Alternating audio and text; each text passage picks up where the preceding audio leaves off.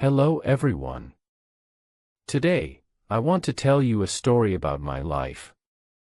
My name is Lily, and I am 28 years old. I have been through a lot, and I think my story will teach you something important about love, trust, and heartbreak. This is not just a story. It is my life. It's a story about how I met my husband, how we fell in love, and how things changed after marriage. I will tell you about our dating life, and how perfect everything seemed at the beginning. So, let's start. The beginning. I still remember the day I met Jack. It was 5 years ago. I was working at a small cafe in New York City. Jack walked in wearing a black suit, holding a leather briefcase. He looked confident and charming. I was at the counter, and he smiled at me. His smile was warm and friendly, the kind that could make anyone stay better. He ordered a cappuccino, and when I handed it to him, he said, "Thank you. By the way, you have beautiful eyes." I blushed. No one had ever said that to me before. Jack started coming to the cafe every day. Sometimes he brought flowers for me, small ones like daisies or tulips. At first, I thought he was just being kind. But then he asked me out for dinner. I was nervous, but excited. He took me to a cozy Italian restaurant. Over pasta and wine, we talked for hours. He told me he worked in marketing and loved his job. He listened to me like no one else ever had. He made me feel special. For the next 2 years, Jack and I were inseparable. He would surprise me with handwritten notes, take me on long drives and bring me my favorite chocolates. On weekends, we went to the beach or watched movies at his place. One evening, while we were walking in the park, Jack stopped and said, "Lily, you are the best thing that has ever happened to me. I can't imagine my life without you." Then he got down on one knee and took out a ring. "Will you marry me?" he asked. Tears filled my eyes and I said, "Yes." It was the happiest moment of my life. We got married 6 months later. It was a beautiful summer day. I wore a white lace gown and Jack looked handsome in a navy blue suit. All our friends and family were there. We danced under the stars, laughing and holding each other close. Jack whispered in my ear, "I promise to love you forever." I believed him. For the first 2 years, our marriage was like a dream. We bought a small apartment and decorated it together. Jack loved cooking, so we spent many evenings in the kitchen, laughing and trying new recipes. On Sundays, we would sleep in late and have breakfast in bed. He was my best friend, my partner, my everything. I trusted him completely. But life is not always what it seems. Slowly, things started to change.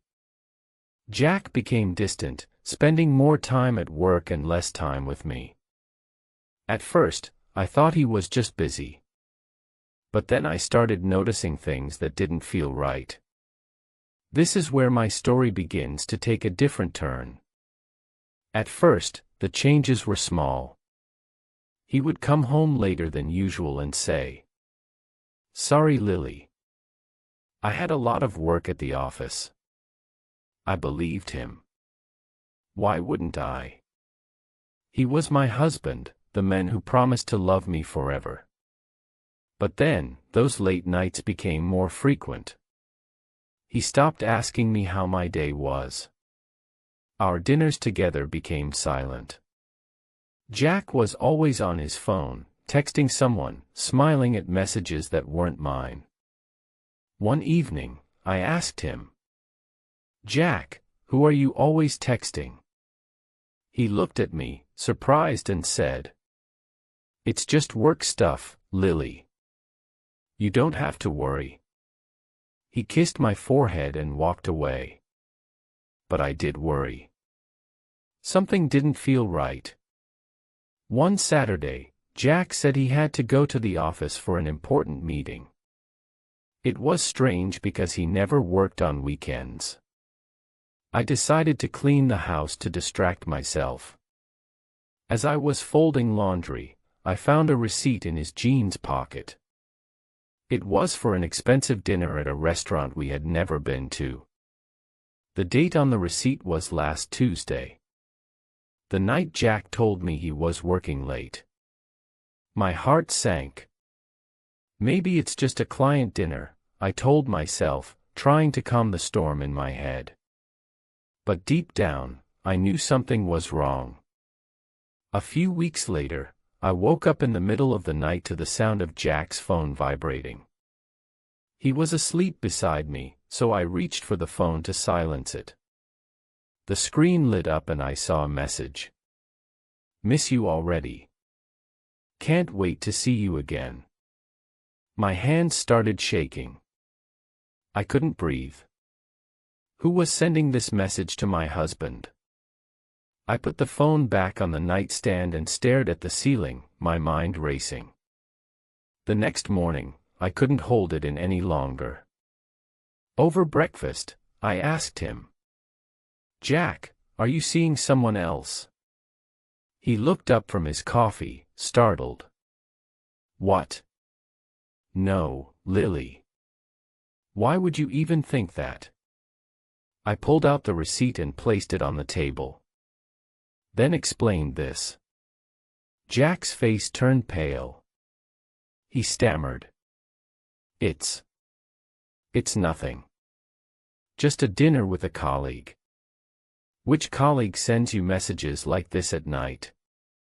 I said, showing him the text. He was silent. That silence spoke louder than any words ever could. Jack finally admitted it.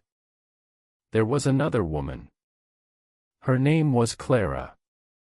She worked in his office. It just happened, he said. I didn't mean to hurt you. I felt like the ground beneath me had disappeared. The man I loved, the man I trusted with my whole heart, had betrayed me. How long has this been going on? I asked. My voice barely a whisper.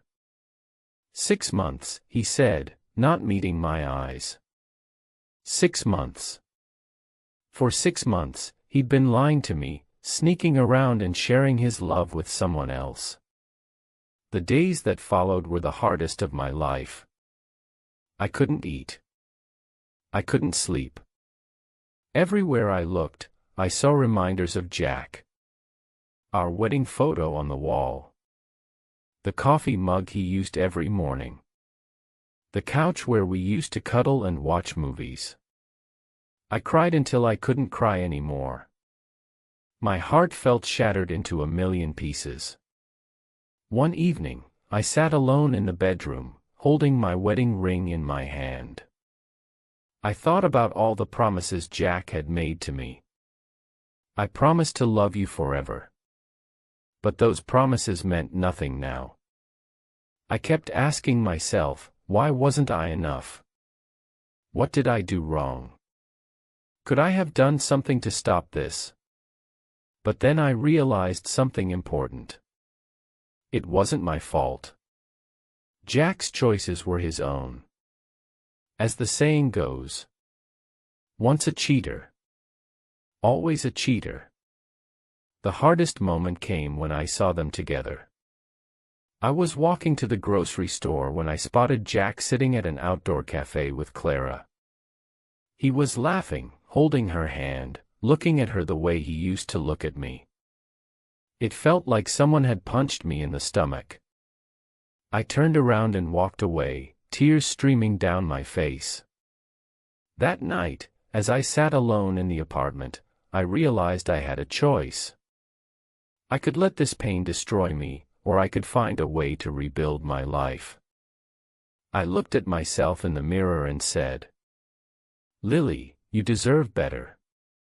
I sat alone in our small apartment, the silence pressing against me like a weight I couldn't lift. Jack had packed his things and left. The emptiness was overwhelming, but it was also a chance to find myself again. I didn't know where to start. The man I thought was my forever had broken every promise, shattered every dream. But as I sat there, staring at the ring he had left behind, a thought came to me. This isn't the end of my story. The first thing I did was pack away all the reminders of Jack. Our photos, the gifts he gave me, the notes he used to write. It was painful, like ripping off a bandage, but I needed to clear the space to make room for something new. Next, I decided to focus on myself. For too long, I had been living for Jack, putting his needs before mine. Now it was time to ask, what does Lily want? I started small. Every morning, I would get up, make a cup of coffee, and write in my journal. I wrote about my pain, my fears, and my hopes for the future. Writing became my therapy. I also started going for long walks in the park. At first, I avoided the places Jack and I used to go. But then I realized, why should I let those memories control me? So I walked through those places, one step at a time, reclaiming them for myself. One day, during one of my walks, I saw a little girl trying to fly a kite. The kite kept falling, but she didn't give up. She laughed, picked it up, and tried again. Watching her, I thought, if she can keep trying, so can I. I decided to take a painting class. I had always loved art, but never had the time for it. The first time I picked up a brush, I felt something shift inside me. It was like I was pouring all my pain and anger onto the canvas. One of my paintings, a stormy sea with a small, shining sun in the corner, became my favorite. It reminded me that even in the darkest moments, there is always hope. I also reconnected with old friends. I had pushed them away during my marriage, too focused on Jack to notice how much I needed them. When I told them what had happened, they hugged me, cried with me, and reminded me that I was not alone. One day, I came across a quote that changed everything for me. Holding on to anger is like drinking poison and expecting the other person to die. I realized I needed to forgive Jack, not for his sake, but for mine. Holding on to the pain was only hurting me. So, I wrote him a letter. I didn't send it, but I wrote everything I wanted to say. I forgive you, Jack, not because what you did was okay, but because I deserved peace. After writing that letter, I felt lighter. As the months went by, I started to love myself again. I looked in the mirror and saw a strong, beautiful woman staring back at me. I wasn't the same Lily who had cried herself to sleep every night. I was someone new, someone stronger. I started setting goals for myself. I wanted to travel, learn new skills, and meet new people. I even started a blog to share my journey, hoping it might inspire others who were going through similar pain. One evening, as I was writing a blog post, a thought struck me.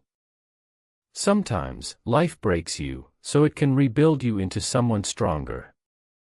Pain is a powerful teacher. It showed me my strength, my resilience, and my worth. It taught me that I didn't need anyone else to complete me. I was already whole.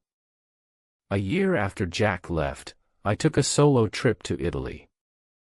I stood in front of the Colosseum, a place I had always dreamed of visiting, and felt a sense of freedom I had never known before. I smiled, not because my life was perfect, but because I had finally learned how to be happy on my own. Motivational lessons for everyone. 1. You are stronger than you think. Life will knock you down, but every time you rise, you become more powerful. 2. Pain is a teacher, not a punishment. Use it to grow and become the best version of yourself. 3. Let go of what hurts you. Forgiveness is not about them. It's about freeing yourself. 4. Love yourself first. You can't pour from an empty cup. Take care of your heart, mind, and soul. 5. Your story isn't over. Every ending is a new beginning. And remember, the comeback is always stronger than the setback. This is the story of how I lost myself, found myself, and became someone I am proud to be. Life isn't about waiting for the storm to pass. It's about learning to dance in the rain. Thank you for joining me on this journey to learn English.